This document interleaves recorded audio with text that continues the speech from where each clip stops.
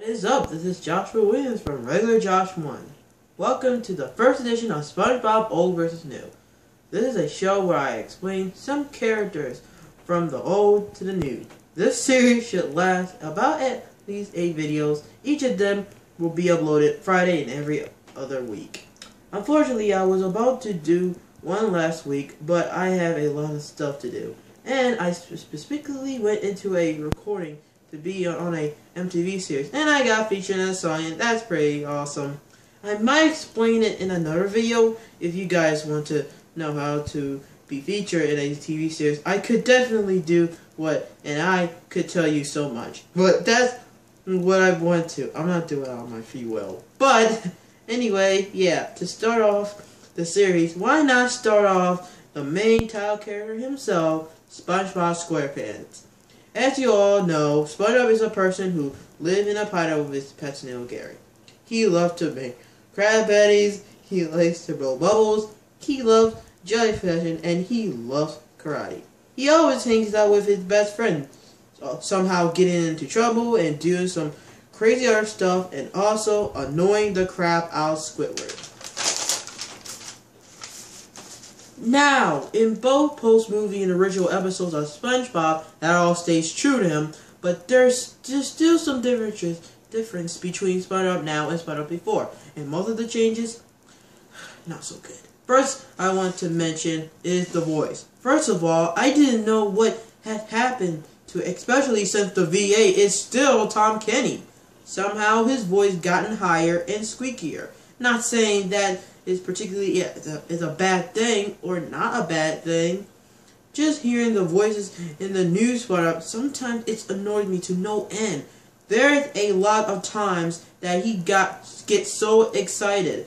His voice raises up and you could hear squeaking in the back. It's just like, oh God, it's so irritating. The second thing I want to mention is his work at the Krusty Krab. Before, SpongeBob especially likes working here. He did like his job, but he enjoyed working there. He liked the atmosphere, he liked working with the customers to make them happy, he liked messing around with Squidward, he likes Mr. Krabs, and he just liked making Krabby Patties. And not only that, he even loved the register. So much, he even wanted to work the register.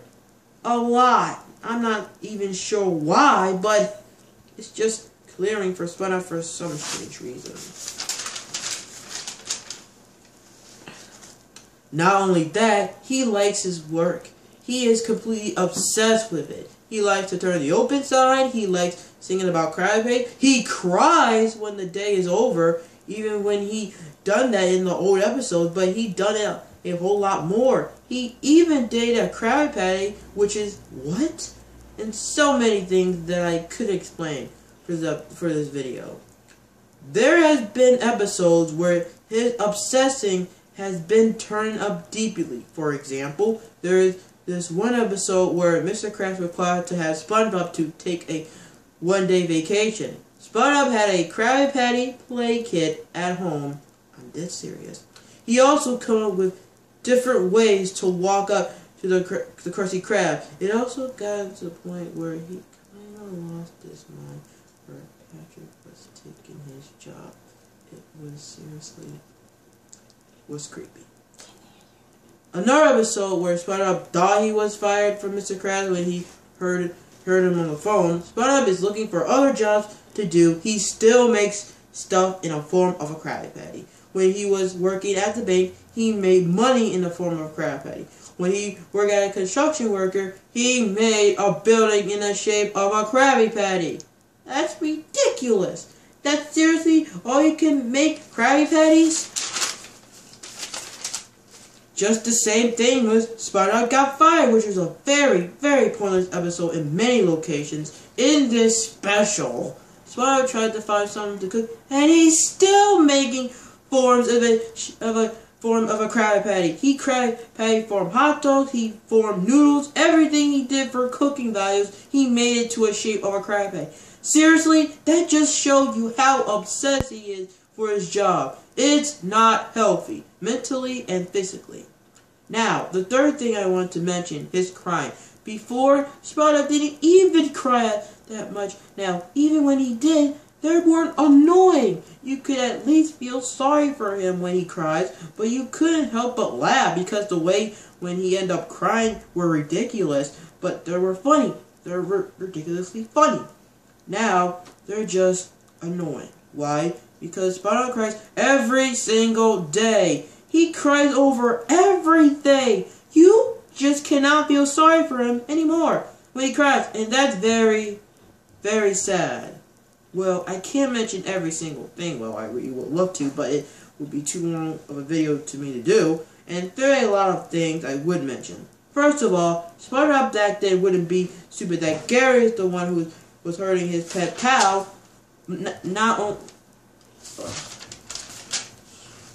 but in reality, it was Fluffy that was trying to eat him. Second, Spongebob wouldn't be this creepy obsessed with Squidward when he was in boarding school. Even in the episode, I didn't have a problem with SpongeBob. I hated him in that episode. He irked me so much, it was just, ugh. And third, SpongeBob wouldn't flip out of a party which was meant for Squidward because it was pogo dancing with Patrick. Oh, and another thing, SpongeBob never gets in trouble for his actions. Seriously, every now and then, sure, but most of the time, he gets dilly squat. I mean, seriously, there were times when he was close to killing somebody and has destroyed land or like buildings and stuff. He gets out scot-free. Squidward destroyed a mall and he gets beat up to a pole. SpongeBob destroyed something, he didn't even get in trouble. He did it once when Mr. Krabs tried to kill him, but other than that, SpongeBob didn't get in trouble. But another in that,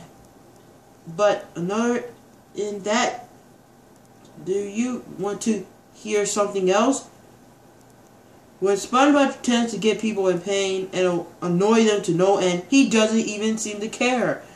Here's a big example, Choir Boy. SpongeBob wants Squidward to pay attention while he was singing, and Squidward was too in pain because he was getting stung by multiple jellyfish. Did SpongeBob seem to care? No, he kept on singing, thinking, excuse me, can you please be quiet? I want to start my high pitch now. Seriously, SpongeBob, he was getting stung by a bunch of jellyfish, and it's your fault. And the other thing is, he kept on following him to the rehearsal, and he kept on annoying him in the entire way, and then SpongeBob ended up to the choir and not Squidward. Honestly, that was just painful. SpongeBob had some bad moments, trust me, he has. But at least you still like the character. At least you still like the show. He was still tolerable. He was still a good character either way. Now you can help but hate him most of the time and get annoyed by him in this new series. And you cannot feel sorry for him anymore. SpongeBob is completely gone.